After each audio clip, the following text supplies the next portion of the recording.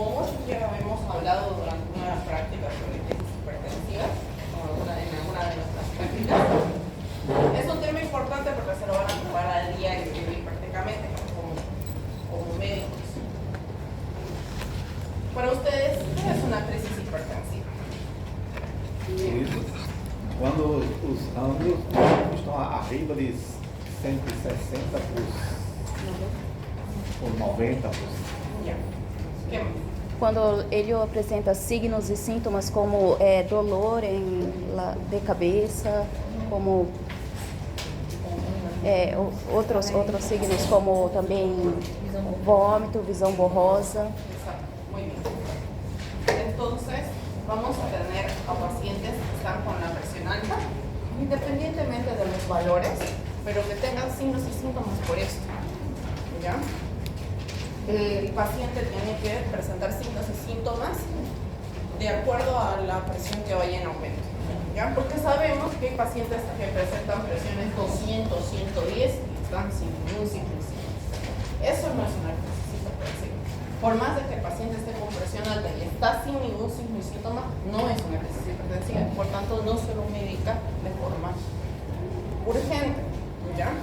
Sabemos que el paciente, pero esto no significa que el paciente no necesite medicación. Sí necesita medicación. Probablemente necesite o iniciar tratamiento o ajustar las dosis del tratamiento o adaptarse mejor al tratamiento, cambiar el tratamiento depende de qué esté recibiendo. ¿Ya? Entonces, nosotros vamos a ver qué es elevación aguda de la presión arterial capaz de llegar a producir alteraciones estructurales o funcionales en diferentes órganos. ¿Ya?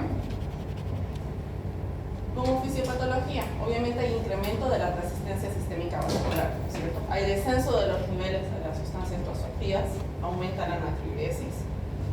Esto puede producir un estado de hipovolemia que lleva a la vasoconstricción y elevación de las cifras tensoriales, producción de necrosis fibrinoide arterial, lesión endotelial, el depósito de fibrinas y plaquetas, pérdida de la función autorreguladora y semivasoconstricción o daño endotelial.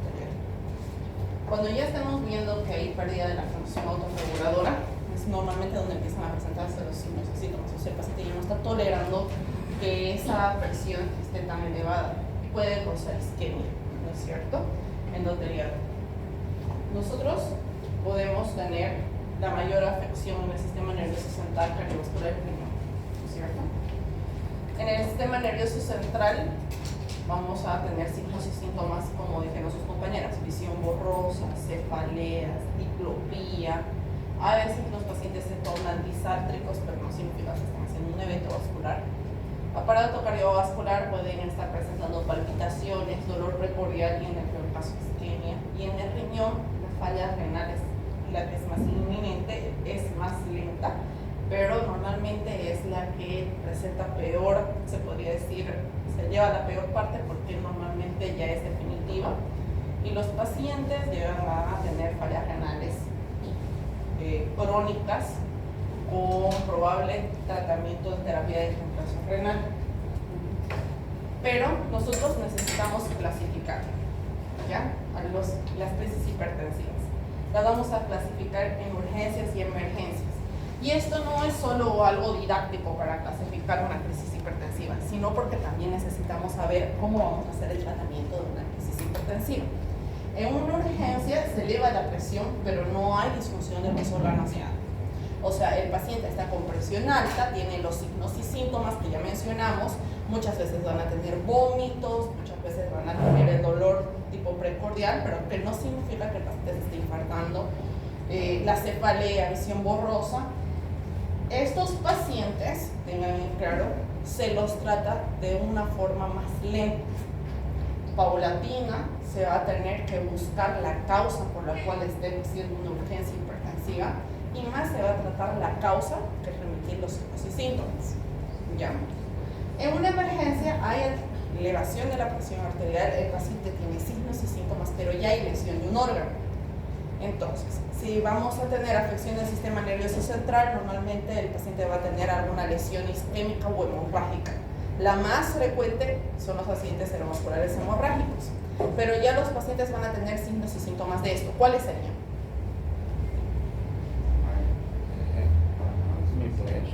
hemiplegia, ¿qué más? Comisura labial. Desvío de la comisura labial. Debilidad de las fuerzas.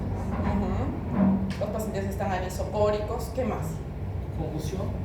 Deterioro del estado neurológico, ¿qué más? Dificuldad para hablar. Disartre, muy bien. Às vezes dolor em membro superior esquerdo. No. Depende. Estamos hablando del sistema nervioso central. Ah, Às vezes confusão. Claro, deterioro neurológico. Dificuldade confusión. motora também. Ajá, muy bien. Dificultad motora. Déficit motor, ¿qué más? Muchas veces los pacientes van a tener ya síntomas de hipertensión endocrinera, porque sangre está a nivel de cáncer, los vómitos explosivos, a veces hasta llegan convulsionando, ¿no es cierto? Entonces ya hay afección del sistema nervioso. Cuando estamos hablando de la parte cardíaca, ¿qué van a presentar? Ya hay dolor en el miembro superior izquierdo, dolor torácico, porque el paciente muy frecuente se infarta. Ya, entonces va a tener signos y síntomas de un infarto agudo de miocardio. ¿Ya? Pulmonar, que es, aparte del sistema nervioso central, la segunda más frecuente.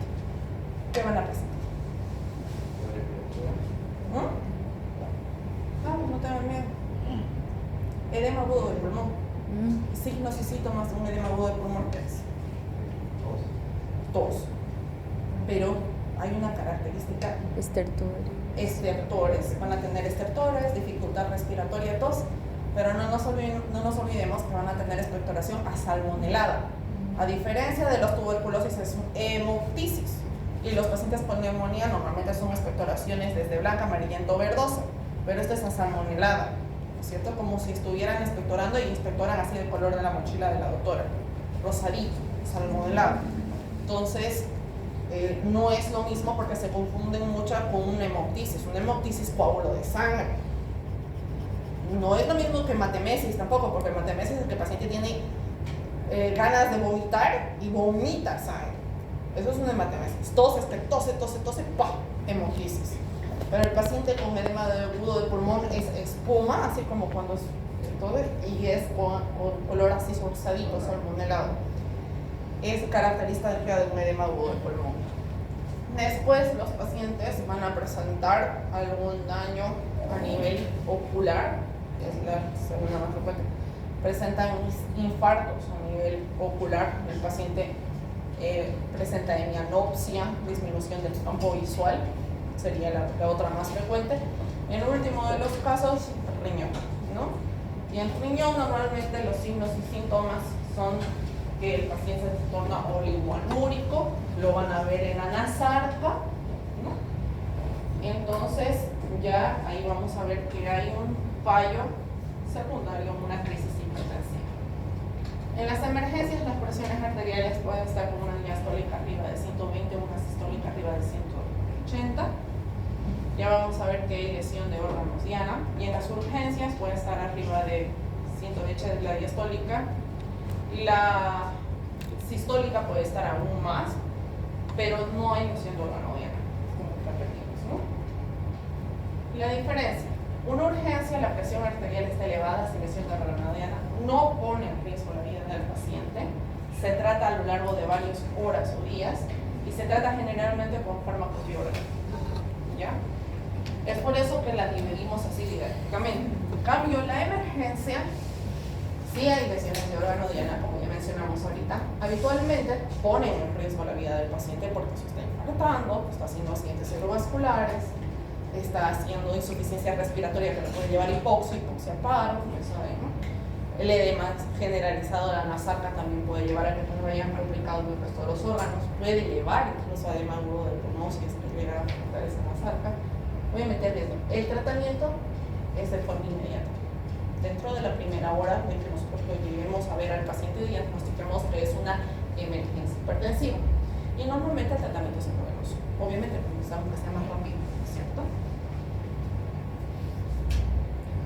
En una emergencia hipertensiva, este término se empleará cuando la subida de la presión arterial determine signos de disfunción aguda de los siguientes órganos: cerebro, como ya habíamos hablado, corazón, riñones, con insuficiencia renal progresiva.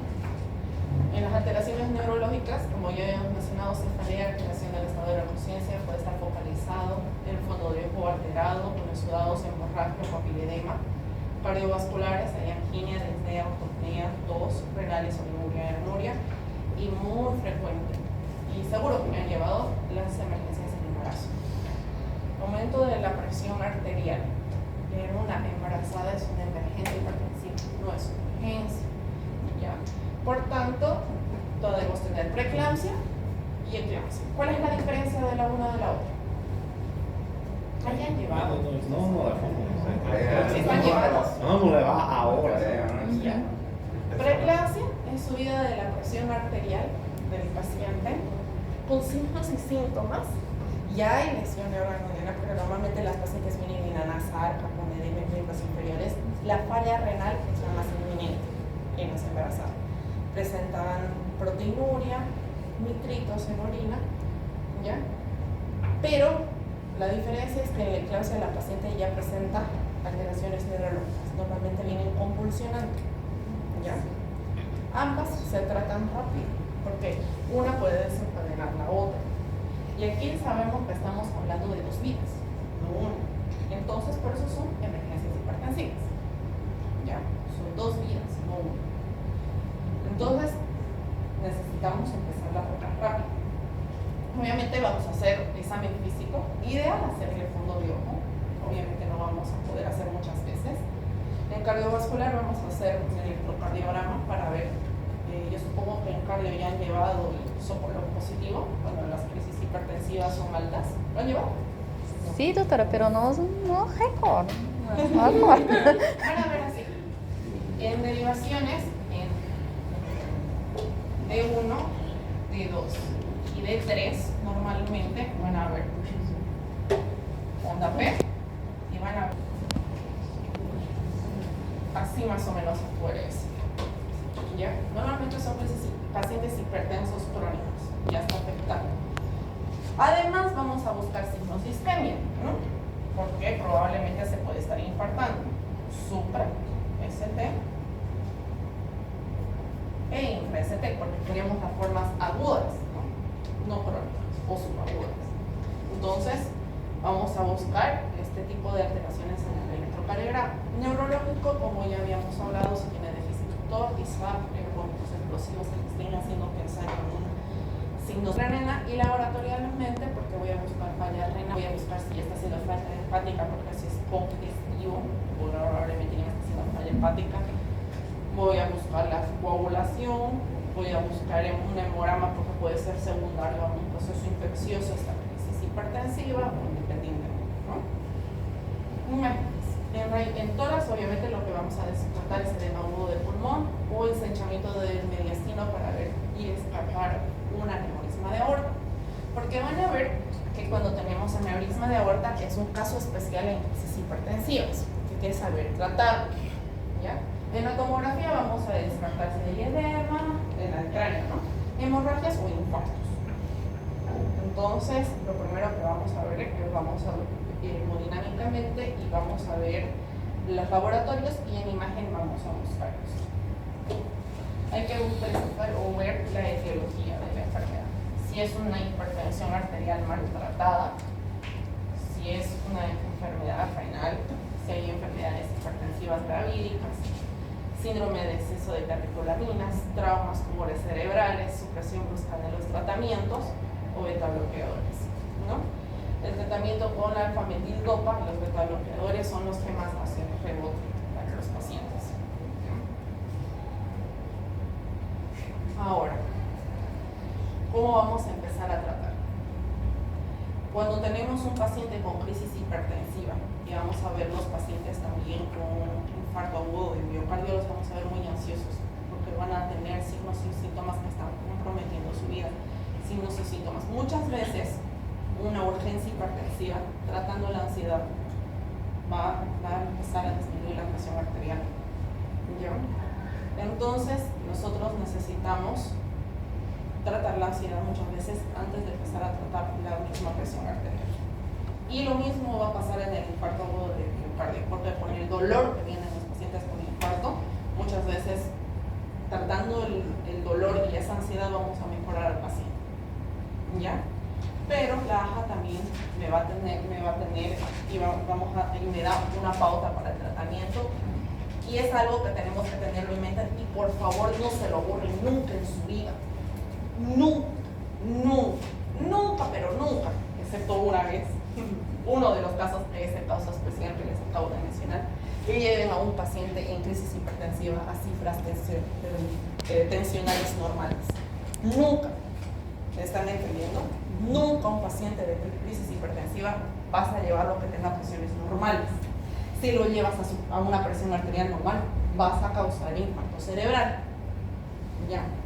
Ya sea que esté en urgencia hipertensiva o emergencia hipertensiva, la paciente esté preclántica o clántica, nunca lleven las cifras tensionales anormales. ¿Ya?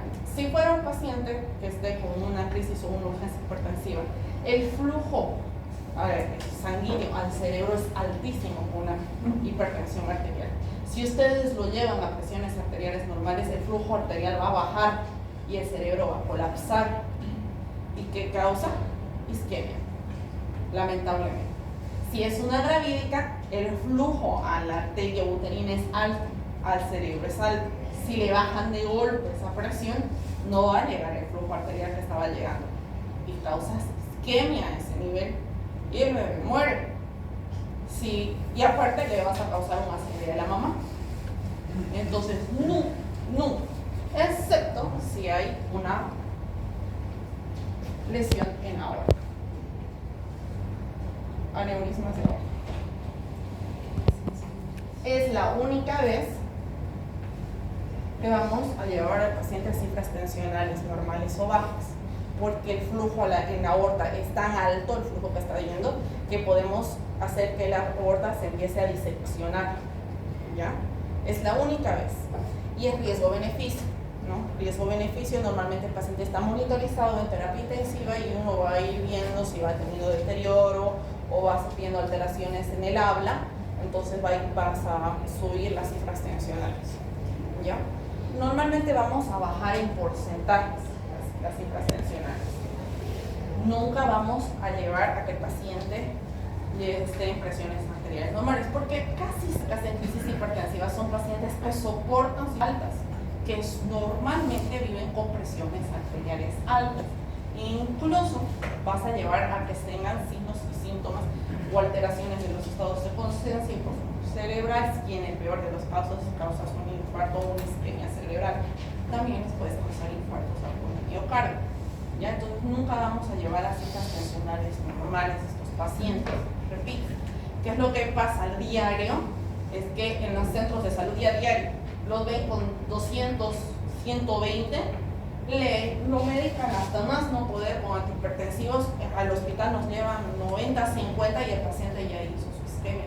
Y no es algo raro, es a diario vivir y ustedes lo van a ver, hay varios casos ahorita en el hospital por eso, en la práctica. Entonces no es ayer, por más de que les dice nunca lleve esa presión. Doutora, vai ensinar qual o tratamento medicamentoso para barra leve? Claro, por eso ahorita vamos a ver. Sí, La reducción de la presión arterial de forma brusca puede provocar una isquemia en alguno de los órganos diarios. En ninguno de los casos la presión deberá descender por debajo de las cifras habituales del paciente. ¿Me entienden? O sea, tenemos que también hablar del paciente. Si tu paciente maneja cifras habituales tensionales de 150-90, aún estando en una crisis hipertensiva no vas a querer bajarle de eso, ¿cierto? Porque para él que no va a ser normal, ya no va a tolerar las cifras tensionales normales. Los fármacos antihipertensivos se utilizan inicialmente de manera aislada, en dosis mínima recomendada, y posteriormente, si no se obtiene la respuesta, se aumentan las dosis progresivamente y se asocian a otros hipotensores hasta el control de las cifras tensionales. ¿Ya? Antes de iniciar tratamiento se descartará cualquier enfermedad asociada a la hipertensión o que contraindique la administración de determinados fármacos. Porque la primera patología que tenemos que descartar cuando estamos hablando de empezar a medicar hipertensión arterial, incluso si estamos en una crisis hipertensiva, es la falla renal. Porque hay fármacos para pacientes renales y fármacos para pacientes que no tienen falla renal. Porque si tienen falla renal, ese hipotensor va a empezar a recircular en el cuerpo y después vamos a tener pacientes con el choque cardiogénico, o sea que va a bajar la presión tanto que los llevar al choque cardiogénico. Entonces nunca vamos a empezar a medicar si no sabemos la función renal del paciente. ¿Ya? En las urgencias hipertensivas, como objetivo, necesitamos reducir de forma gradual hasta el 25% en un periodo de 24 a 48 horas o con una presión arterial diastónica en torno de 105 milímetros de mercurio. O sea, no es normal, ¿cierto? Para calcular el porcentaje de la presión arterial, yo necesito sacar la presión arterial media. ¿Cómo se la saca? ¿Cómo sacamos una presión arterial?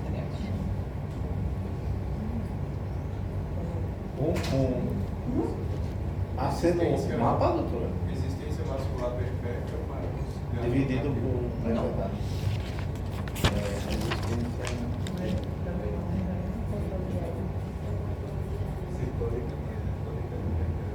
Muy bien. Bueno, pero ¿cuántas sistólicas o cuántos diastólicos? A ver. 5 días, ¿no? 2 días, un día. 24 horas, 48 horas, entonces sí. 3 veces un día, 24 horas. Ya han llevado. Dígame, por favor. Lo están llevando. Siempre todo está aplazado. Ya pasaron, ¿verdad? Sí. Ya. ¿Cuánto es la presión arterial media? 2 sistólicas más una diastólica dividida entre 3. Presión arterial media. La presión arterial media normal, ¿cuánto es? De 80 a 110. ¿Ya? La presión arterial media normal. Digamos que la presión arterial media de mi paciente en urgencia hipertensiva está en 150. Yo solo voy a bajar como máximo en un periodo de 24 a 48 horas, no en una hora como las emergencias, el 25% de esta presión arterial. ¿Ya? Solo le voy a bajar el 25%. A ver, calculen, de 150 menos el 25%. Vamos, saca su calculadora. 87. ¿Cuánto? 87. 87. A eso necesitamos llegar a la presión arterial media. Como máximo, pero en 24 a 48 horas. ¿Ya? Como máximo. 87. Entonces vamos a llevar paulatinamente al manejo de la presión arterial. Cuando estamos hablando de una urgencia hipertensiva, podemos manejarla de 24 a 48 horas, días, incluso a semanas. ¿Ya? ¿Qué pasa cuando los pacientes tienen urgencias hipertensivas? Normalmente son pacientes que no tomaron medicación, que no la toleran, que no o se olvidaron, tomaron en dosis inadecuadas. Entonces, normalmente estos pacientes, por iniciarle nuevamente el tratamiento, se pueden manejar las presiones arteriales. Si los signos y síntomas son muy importantes, podemos manejarlo con medicamentos bioavaladores iguales que vamos a mencionar ahorita. ¿Ya? ¿Cómo nos vamos a dar cuenta de esto? Porque los pacientes normalmente vienen, toma medicación si tengo la presión alta. ¿Y qué medicamento toma? Una pastillita amarillita, así chiquitita. Obviamente el paciente no está tomando el tratamiento, porque ¿quién no sabe el nombre de la pastilla que toma todos los días de su puta vida? Él no se va a aprender el nombre de esa pastilla, y sobre todo si la vas a ir a comprar a diario o semanal o mensual, ¿te acuerdas? Ese paciente no toma medicación. Si te dicen la pastillita, así, amarillita, no tomas. ¿No? Obviamente hay que ir viendo, porque los pacientes que toman su tratamiento, yo tomo los tantas veces al día, a tal hora, te dicen todo detallado, y pues dices, y él ha tomado, y a veces son sinceros, no toma, no me la pude comprar, o sí la tomé, pero no, la estoy tomando hace varios días y no me está, yo no veo, y veo que no estoy bien, veo que tengo cefaleas, me duele la cabeza, me estoy hinchando, y ahí normalmente nosotros vamos a pensar asociar arauieca a un diurético, si es que ya está en dosis tope, ¿cierto? Porque normalmente vamos a ir aumentándole las dosis a los medicamentos. Y manejamos urgencia. Si es mucho la sintomatología, vamos a pensar en otro tipo de medicamento. A diferencia de la urgencia, la emergencia vamos a manejar o vamos a tratar de controlar lo más rápido posible, pero nunca llevando aún así a cifras tensionales normales. Vamos a querer dentro de la primera hora bajarle el 10 o el 15% a esa presión arterial media con un máximo del 25% o conseguir valores de una presión arterial diastólica en torno de los 110 en un plazo de los 110 de presión arterial diastólica no es normal. ¿Cuánto es lo normal de una diastólica? 80 a 90, ¿no? Entonces ya no estamos hablando que el paciente va a seguir hipertenso. Nunca voy a llevarlo a presiones arteriales normales, a no ser que tenga una aneurisma. La única vez. Entonces, en urgencia hipertensiva, tengo dos tipos de medicamentos que puedo usar. Ahora hay miles, estamos hablando de miles de antihipertensivos, pero si tenemos que el paciente tiene signos y síntomas importantes, podemos optar con estos dos medicamentos de vía sublingual, nifedipino o captopril. ¿Cuándo voy a usar cuál? Nifedipino cuando el paciente es renal y cuando tiene función renal normal, captopril. ¿Ya? Incluso muchas veces lo usan el nifedipino en las pacientes gravídicas, que es un medicamento que se puede dar en las gravídicas y normalmente lo toman diario, oral, ¿no es cierto? Entonces vamos a empezar con esto. Es el primer medicamento. Las dosis. En el captopril voy a empezar con 25 y en el nifedipino voy a empezar con 10. Normalmente con esto ya bajo yo el 25% de la presión arterial que deseo para el primer día del tratamiento. Normalmente con eso los pacientes ya remiten en los signos y síntomas. Obviamente si me está viniendo con vómitos o cefalea, yo voy a querer también asociarlo con un antiemético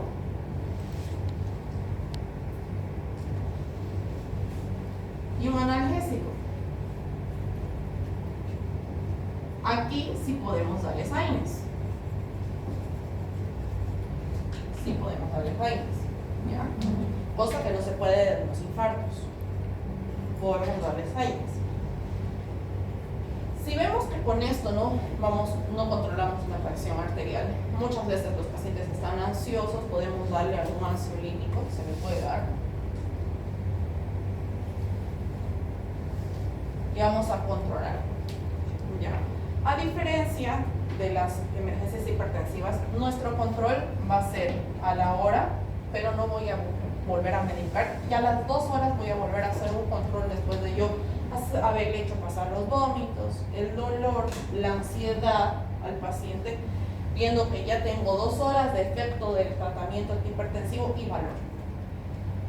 En mi segunda valoración, yo voy a tener la opción, si mi paciente paró de vomitar, todavía sigue hipertenso, puedo darle 50 miligramos de captopril como dosis tope y 20 de nifedipino como dosis tope. Valoro nuevamente a la 4ª hora. Si mi paciente sigue con una presión arterial media alta, todavía no logré bajarle un 25%, pese a que yo estoy con antieméticos, analgésicos, el paciente sigue teniendo náuseas, cefalea, me planteo pasar al medicamento de la segunda línea, que normalmente son los diuréticos endovenosos. Ya voy a plantearme medicación endovenosa y normalmente yo le voy a dar furosemida. Obviamente yo me voy a plantear pasar a una segunda línea si mi paciente no es renal, porque si mi paciente es renal anúrico, no voy con la furosemida, no le voy a hacer nada, ya me voy a pasar directo al tercer nivel. Pero si mi paciente tiene diuresis, no es renal, voy a pasar a la furosemida. Voy a probar que ponga un poco de diuresis, que si tiene algo de edema le va a favorecer. Las dosis de las furosemidas normalmente se expresan 10, puedo hacer 20, según criterio, con dosis máxima de 80 miligramos. Esto estamos hablando de la urgencia hipertensiva. ¿Ya? Normalmente más el captopril o el nifedipino y la furosemida por 10 miligramos estamos bien. Y nos planteamos enseñarle al paciente que tiene que tener una medicación habitual. Tal vez le podamos decir que en vez de 50 miligramos de losartán tome 100 miligramos, o en vez de 5 miligramos de enalapril tome 10, que son los medicamentos más usados, o que sí se compre la medicación habitual si es que no la tomó. ya remiten los signos y síntomas. Una vez remitan los signos y síntomas o bajemos un 25%, lo enviamos a casita. No son pacientes que se internan, ¿ya?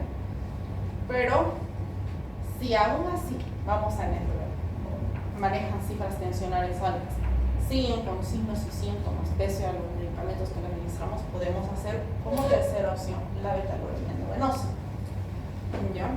Cuando ya vamos a optar por un labetalol endovenoso, ya el paciente tiene que estar monitorizado e internado, porque la betalol es un beta-bloqueante, ¿no es cierto? ¿Y qué pasa con los beta-bloqueantes? Aunque es muy rara vez que suceda, los beta-bloqueantes nos pueden producir bradicardia. Entonces, necesitamos internar al paciente y monitorizar. Es una urgencia hipertensiva, normalmente lo tenemos 12 a 24 horas de observación y se va a la casa, porque no hay lesión de órgano diana. ¿Ya? Como dijimos, Doutora, esse primeiro tratamento, no caso, são no mínimo 8 horas. ¿cómo? No mínimo 8 horas. En En el primer En tratamiento. el primer. O sea, nosotros vamos a observar al paciente.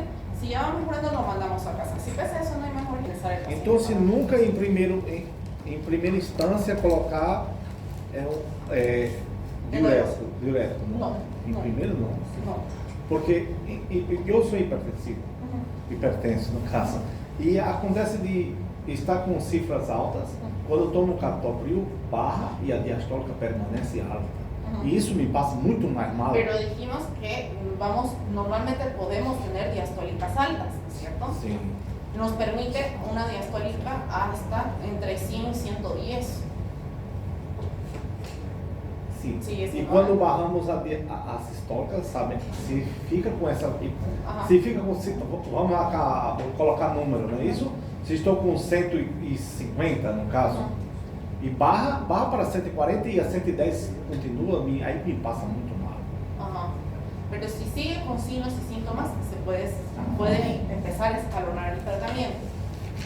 Si se pasan los signos y síntomas, por eso no manejamos parámetros de sistólica, manejamos parámetros de diastólica, ¿no? Sí. Porque es en realidad la que nos interesa manejar y controlar, ¿no? Porque la sistólica puede subir y bajar, oscila demasiado, en cambio la diastólica es la que es más consecuente. Entonces manejamos parámetros de diastólica. Puede permanecer relativamente alta, pero si ya no estás con signos y síntomas, no hay por qué seguir medicando. ¿Ya? Si hay signos y síntomas, se puede seguir escalonando en el tratamiento. ¿Ya? Sabemos que el captopril normalmente es el medicamento más usado, pero no se lo da en hipopotasemia o en funciones renales alteradas. ¿Ya? Eso es lo que tenemos que tener en cuenta. El segundo medicamento es el nifedipino, que normalmente la única vía es sublingual. El captopril lo damos vía oral, también lo podemos dar vía oral. Actualmente es muy discutido porque su reabsorción es irregular. Ahora normalmente estamos usando ya hidralazina, otro tipo de antihipertensivos en vez del nifedipino, pero es muy bueno. Está contraindicado en hipertensión endocriniana, obviamente, cuando hay inflamaciones del ojo, cardiopatías isquémicas, cuando estamos haciendo tratamiento con nitritos beta-bloqueantes, pueden producir insuficiencia miocárdica aguda, pero es muy útil en pacientes renales. Muy útil. La furosemida, normalmente empezamos con 10 miligramos a utiliza 20, pero hay que ser un poco más cautelosos. Si precisas repetirlo, podemos repetir cada 30 minutos, depende del paciente, pero normalmente si ya llegamos a una dosis arriba de los 40 miligramos, hay que pensar buscar algo más. No, probablemente ya usar el albetarol, pero podemos llegar hasta 80 miligramos, como decía. Hay que tener precaución en las cardiopatías isquémicas o aneurismas disejantes de aorta, porque vamos a bajarle mucho la volemia, porque vamos a producir que el paciente tenga diuresis. Y muchas veces con los aneurismas puede ser un poquito contraproducente, pero necesitamos bajarle la presión porque sabemos que esto puede disecarlo más, aunque no es el medicamento de elección. Tenemos otro tipo de medicamentos, como les decíamos, el urapadil y la hidralazina, que son medicamentos más usados, que los podemos tener vía oral, los podemos tener endovenoso. El abetalol es el que más usamos. El abetalol es un medicamento que se puede usar en casi todas las urgencias hipertensivas y en casi todas las emergencias hipertensivas. Es uno que quiero que conozcan bien, porque es casi el indicado de todos, ¿ya? Y la ventaja es que lo tenemos endovenoso y lo tenemos bioral, ¿ya? Incluso el paciente se puede ir a casita con tratamiento con la betalol bioral, porque hay bioral. Si ellos lo toleran más este medicamento, pueden irse a la casita con este medicamento. Las dosis de la betalol, vamos a empezar con 20 miligramos y podemos ir aumentando hasta 100 miligramos en una dosis de cada 5 minutos de control de la presión arterial, ¿ya? Podemos empezar con dosis así bolo, como lo llamamos, o podemos ya ver si el paciente no tolera o no va bien con los bolos, podemos hacer infusión continua, que normalmente es indicado para las emergencias hipertensivas. Las dosis son 2 ampollas o 200 miligramos. En 200 ml podemos hacerlo en dextrosa o fisiológico. Aquí la dilución ideal, la dextrosa, porque no tiene sodio. Si no tiene sodio, no nos va a aumentar la presión, ¿no es cierto? Porque sabemos que el sodio aumenta un poquito la presión, pero no aumenta el gasto cardíaco. Entonces, lo ideal es la dilución con solución dextrosa y esto lo podemos pasar en microgotas o en ml hora. Podemos empezar una dosis de 0,5 a 2 miligramos minuto, de un ritmo de 2 a 48 gotas minutos, o de 36 a 144 ml hora, hasta normalizar las cifras, nunca pasar de 300 miligramos en total, ¿ya? Después de tener cifras tensionales estables, podemos hacer bioral. Tenemos comprimidos de 100 y 200 miligramos y las dosis iniciales son de 100 cada 12 horas, ¿ya? Utilizado lo más frecuente y es el medicamento utilizado en encefalopatías hipertensivas, o sea, si tienen lesiones por ACVs hemorrágicos o isquémicos y en los aneurismas disciplantes aórticos. Están contraindicados si hay fallo sistólico o isquemia arterial periférica o los pacientes con ECMO, ¿ya? Entonces, normalmente el tratamiento de las urgencias son con captopril, a veces tenemos otros medicamentos como la fluorina,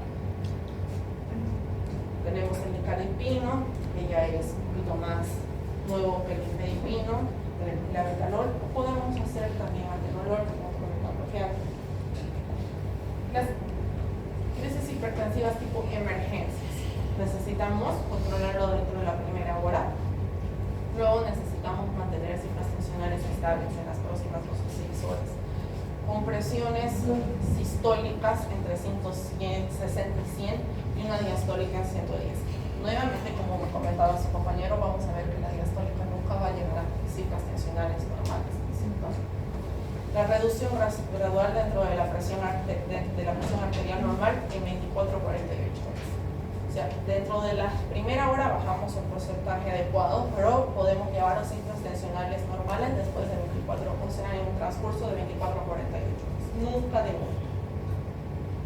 Preservar la integridad orgánica es lo primero que tenemos que hacer, por eso tenemos que ver el control de las respiraciones en intervalos de 1 a 2 horas.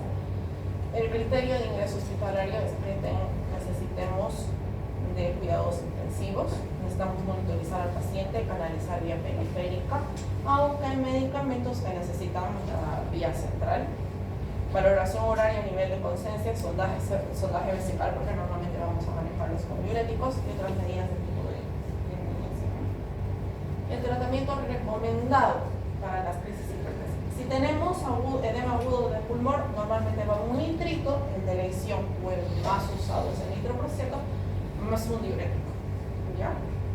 Si tenemos síndromes coronarios, podemos usar la betalol o esmolol, asociado a otro nitrito, que la elección sería la nitroglicerina, que sabemos que nos ayuda a producir vasodilatación, que incluso nos ayuda en el control del dolor de los infartos. Ustedes seguro lo han visto mucho.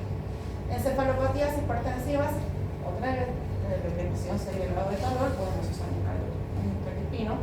En las disecciones de aorta, el esmolol o la betalol, podemos usar nitroproceto de sodio asociado, hidralacina, de elección en las eclampsias, o en la betalol.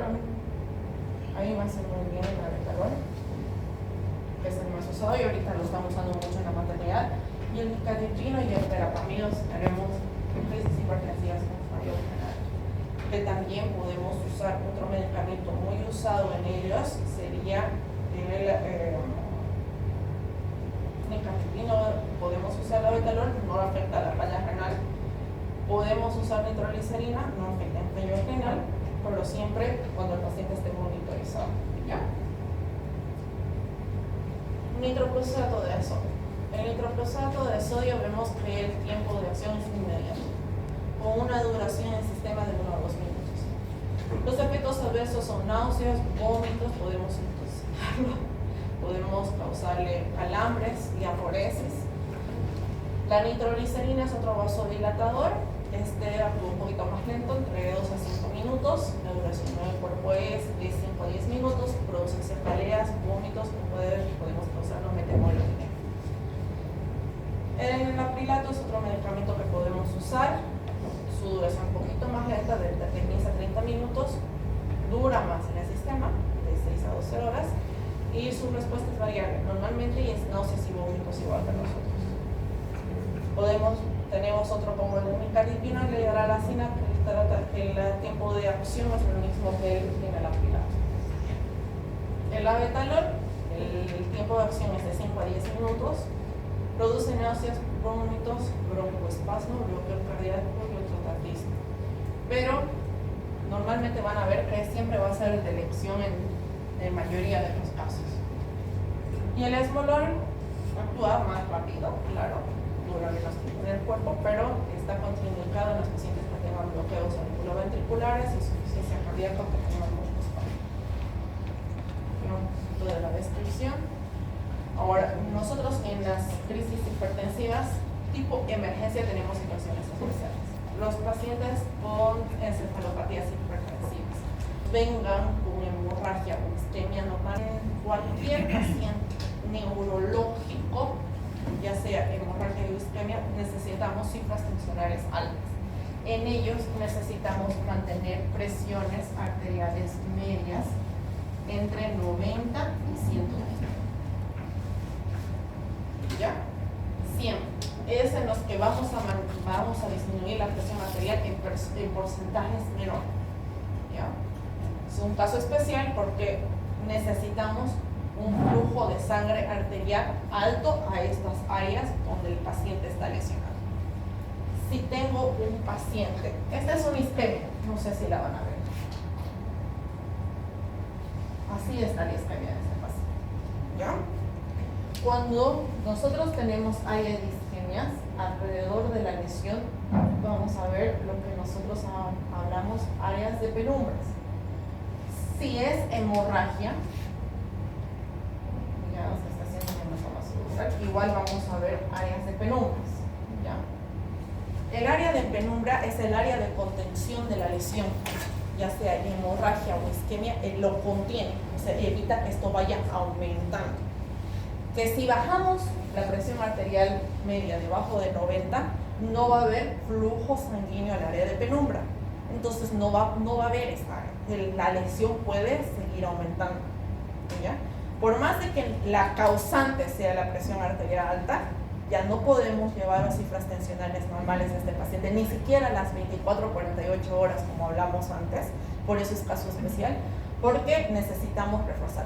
Muchas veces vamos a empezar a darle sangre al área de penumbra, lo que nos va a ayudar a que el flujo sanguíneo y esta área tenga vitalidad. Pero sabemos que dentro de la sangre o de la isquemia hay áreas cerebrales que todavía pueden tener vida, o sea que no están lesionadas. Entonces ese flujo sanguíneo, por ejemplo, aquí esta área todavía está con bastante irrigación sanguínea. Si le cortamos o le bajamos la presión, no va a llegar sangre a este nivel y entonces esta isquemia va a aumentar significativamente. Necesitamos reperfundir el cerebro. Se llama terapia de reperfusión cerebral. ¿Ya? Entonces siempre vamos a dejar al paciente hipertenso. Es la única vez que vamos a ver pacientes relativamente hipertensos. No sé si se acuerdan que en la práctica teníamos 2 ACVs hemorrágicos por crisis hipertensivas. Y el paciente que estaba intubado seguía teniendo presiones arteriales altas. Si ustedes lo vieron en la práctica, permanecía con presiones arteriales de 150, 90, 150, 100. ¿Por qué no le bajábamos la presión arterial? Para reperfundir el cerebro. Sabemos que el otro paciente, lamentablemente, que era con indicación quirúrgica y intubación orotraqueal, los familiares rechazaron, Entonces mantenía presiones arteriales más estables por el hecho de que queríamos evitar el sangrado, ¿no? Es la única vez que vamos a querer tener presiones arteriales más estables. Entonces, si disminuimos la presión arterial, puede disminuir el flujo sanguíneo cerebral y consecuentemente puede ser potencialmente peligroso para el paciente. Hablando de un isquémico y un hemorrágico, la elevación también puede aumentar el sangrado, pero la reducción fundamentalmente para aumentar el sangrado y la probabilidad de resangrado. El paciente aumenta la presión arterial arriba de 120, va a resangrar, va a aumentar el sangrado. Si baja de 90, va a producir isquemia. Entonces, tiene que estar monitorizado para mantener presiones arteriales estables. Hablando de un hemorragia.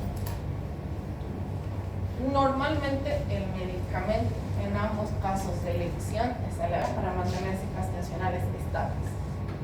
Uno es más fácil de manejarlo, más fácil de controlarlo. Las dosis iniciales son de 100 miligramos cada 12 horas, pero ideal hacer infusión continua, ¿ya? No sobrepasándonos de 300 miligramos cada de calor. Podemos hacer nitritos, podemos hacer, pero nos produce vasodilatación, así que muchas veces esa vasodilatación nos produce edema cerebral, que ya este tipo de lesiones producen edema cerebral, aumentando el edema cerebral puede aumentar la hipertensión intracraniana. Então, doutora, pode colocar de labetanol até 200 miligramas em horas, mas ao dia não pode passar de 300? De 300 miligramos. Então, trabajamos sem... Podemos dejarlo, sí, porque normalmente vamos a hacer infusiones continuas. El paciente vamos a dejarlo a 15, 20 o 25 ml hora, como para manejar esa cantidad de miligramos en 24 horas, ¿no es cierto? Podemos hacer esa dosis de infusión, pero tenemos que tener en cuenta que si nosotros vamos a empezar, estamos hablando de crisis tipo emergencia, medicamentos endovenosos, digamos inicial labetalol, microprociento o nitroglicerina, que son los medicamentos endovenosos más frecuentes. Paralelo, nosotros tenemos que ir y empezar el tratamiento bioral, o sea, por zona nasogástrica, porque normalmente los pacientes están con deterioro neuronal. Paralelo, porque necesitamos, uno, que su cuerpo se impregne del medicamento antihipertensivo, y dos, normalmente no tienen acción rápida, normalmente tienen acción a las 24 o 48 horas, porque no van a vivir con endovenoso. Necesitamos ya empezar a ver cuál sería el tratamiento ideal bioral para lesión posterior a esta médica, ¿cierto? Obviamente que muchas veces los hemorrágicos tienen estadía en el hospital prolongada, pero hay que ir bien. En el manejo de la presión, lo ideal es evitar el sangrado del isquemia, o sea, mantener cifras tensionales relativamente altas. Muchas veces nos medican con captopril o lisinopril, pero no es lo ideal porque va a bajar. Cuando tenemos controles vía oral o vía sublingual, las cifras tensionales bajan un poquito más de golpe, no podemos ir regulando. Entonces, no es muy indicado este tipo de medicación. Lo ideal en los pacientes neurológicos siempre es el labetalol. Cuando tenemos pacientes cardiovasculares, tenemos que ver si están en infarto o si es disección de aorta. Es fundamental el tratamiento antihipertensivo para reducir la resistencia vascular isquémica y mejorar la perfusión coronaria. Ya. Normalmente en ellos son los nitritos, por el hecho de que vamos a producir vasodilatación, y lo ideal para ellos, porque si es isquemia, normalmente la arteria está obstruida o taponeada o colapsada. Si producimos vasodilatación, le ayuda al tratamiento de la perfusión miocárdica, además, ¿no es cierto?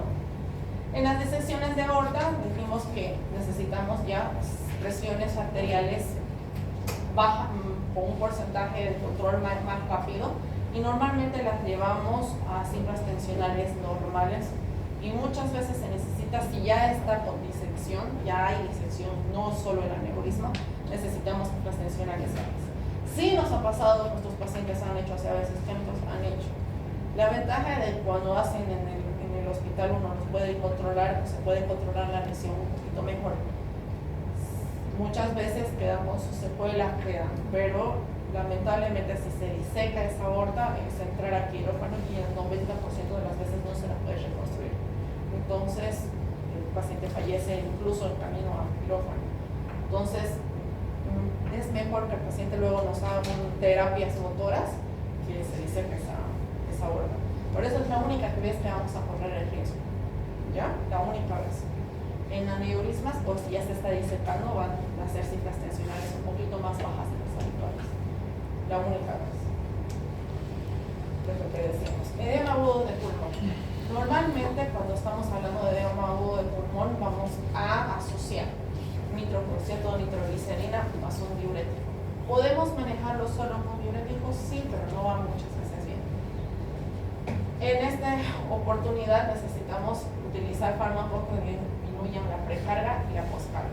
La hipertensión en pacientes con disfunción ventricular aguda debido a anormalidades históricas debe ser tratadas preferentemente con vasodilatadores, que son nitrocruciato o nitroglicerina. Medicamentos que aumentan el trabajo cardíaco, como la hidralazina, o aquellas que reducen la contractilidad, como el abetalor o cualquier otro beta-bloqueante, no deberían ser usados en estas veces. ¿Ya? Muchas veces asocian el diurético con captoprilo, nifedipino. En otras oportunidades van a ver que sí pueden hacerlo, lo pueden hacer, pero lo ideal es medicamentos como ese, que reduzca precarga y postcarga. Esto estamos hablando de ¿ya?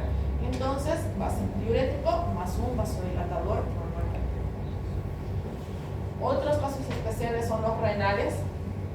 Normalmente pueden ser insuficiencia renal causa de la hipertensión arterial, que ya sabemos que hay medicamentos que no se pueden usar en ellos, como el captopril, que circula demasiado tiempo en ellos y puede llevarlos a tener riesgos de hipotensión. Lo ideal en ellos son medicamentos como el nifedipino, losartán, cardipino o cualquier árados. Los pacientes que van a entrar a cirugía, obviamente los pacientes que van a entrar a cirugía que tengan presiones arteriales de 180 y 110 con menos cifras de presión arterial, lesiones de órgano de Ana, es motivo para aplazar la intervención. O sea, no podemos meter a quirófano pacientes en crisis hipertensiva. No entra. Ahora, las preeclampsias. Sabemos que es aumento de la presión arterial en una mujer asociada a proteína. ¿Ya? Normalmente las embarazadas ya vienen con signos y síntomas, o sea, vienen con aumento de la presión arterial, más edema, anasarca, tienen diplopía, tienen cefaleas altas, entonces necesitamos aprender a controlar las cifras tensionales. Cuando estamos hablando de las preeclampsias, normalmente el medicamento de elección, como les decía, es el nifedipino o la nicardipina o la hidralazina. El más usado, si ustedes han visto, es el nifedipino. Ya. Lo usamos sublingual y vamos a ir como la escala que veíamos en la primera. Si no nos tolera o no vemos que manejamos, podemos hacerle diurético, que es la furosemida, porque está en la sarca. Si no vemos que mejora, nos vamos a la betalor, que es un medicamento que se puede usar en ellas y no pasa la barrera placentaria, así que no le va a causar efecto al feto, al bebé. Si estamos hablando de una eclampsia, ya la paciente está convulsionando. Y ahí vamos a hacer, como ustedes ya saben, manejo de la vía aérea primero, ¿no es cierto? Vamos a ponerle una vía periférica para controlar la circulación. De elección podemos hacer un Springer normal. Y va lo que ustedes saben, ya manejan, o van a suspanatar. ¿Han escuchado hablar de eso? El sulfato de magnesio, ¿ya? El sulfato de magnesio son 4 gramos de sulfato de magnesio que se diluye en 500 de solución fisiológica y se va pasando a goteo continuo, ¿ya? Suspanatar. Es un estabilizador de la membrana coronaria. También van a ver que es estabilizador de la membrana neurológica, que van a ver cuando lleven neuro, muchas veces lo usan como tratamiento en los pacientes con accidente cerebrovascular isquémico. Esto va a ayudar a que la paciente baje o remita las convulsiones tónico-clónicas que estén presentando. Al estabilizar ambas membranas, también va a estabilizar la presión arterial pero no es tratamiento definitivo, ¿ya? Para esto normalmente se asocia o un antihipertensivo. Ya podemos ver cuál antihipertensivo sería de elección para ellos. En ellos normalmente se asocia a la betalol y también se les hace en muchos casos los nitritos, ¿ya? Con la diferencia de que nitritos va a alterar si la barrera placentaria y va a producir vasodilatación en la arteria uterina y muchas veces el flujo arterial en el feto aumenta. Por eso de elección es el abetalol. Entonces se asocia el suspan de ataque con el abetalol para manejar la presión. Con suspan y el abetalol normalmente las convulsiones ceden, ¿ya? Porque va a estabilizar las membranas neuronales, la membrana cardíaca, va a bajar la presión y el paciente deja de convulsionar. En última instancia se tiene que hacer el tratamiento anticonvulsivo. Si pese a eso la paciente sigue convulsionando, se le da su anticonvulsivante. Se le da en última instancia porque sabemos que todos los anticonvulsivantes van a pasar la barrera placentaria y pueden deprimir al feto. Sabemos que una eclampsia es cesárea de emergencia. Entonces, paralelo, tenemos que estar metiendo a la paciente a quirófano. O sea, mientras vamos haciendo todo, la paciente ya prácticamente el ginecobstetra tiene que ya estar sacando al bebé, ¿no es cierto? Si tenemos esa facilidad y esa accesibilidad, podemos empezar a pasarle los anticonvulsivantes. Podemos pasarle diazepam, midazolam. En muchos casos ahora se está usando el levetiracetam porque se ve que deprime menos el producto. Entonces el levetiracetam es de elección, se podría decir. En la vida diaria más fácil es pasarle el diazepam porque vienen en ampollitas y se lo pasa en un bolón. El diazepam se lo puede pasar por el tubo orotraqueal. Si la paciente la llevó a intubar porque primero aseguramos vía aérea, ¿no es cierto? Si la tuvimos que intubar, se la puede pasar endovenosa, se la puede pasar rectal. Es la ventaja. Si no tenemos vía para administrar algo, se le puede pasar rectal al paciente. Ustedes saben, ya han manejado eso. Entonces tiene esa ventaja. Por eso se lo usa más. Pero si tenemos vía periférica o tenemos pacientes que están pasando suero, lo ideal sería el levetiracetam, ¿cierto? Que no va a deprimir tanto al paciente. Obviamente, como les digo, una eclampsia es cesárea de emergencia. La paciente tiene que entrar porque mientras convulsiona van haciendo vasoespasmos los pacientes. Por eso hacen hipoxia cerebral. Al hacer vasoespasmo, puede ser vasoespasmo en la arteria uterina y no va a llegar oxígeno al producto. Y el producto se asfixia. Entonces, por eso es cesárea de emergencia. Ya lo saben, lo van a llevar este semestre también como gineco. Pero el manejo de la presión tiene que ser urgente, ¿ya? Tiene que ser un poquito más rápido tal vez que el resto de las crisis hipertensivas, porque estamos manejando dos líneas, ¿ya? ¿Alguna pregunta hasta aquí?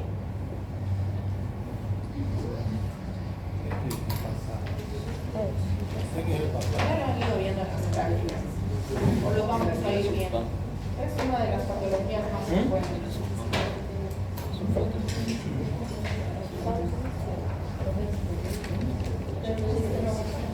Muy bien.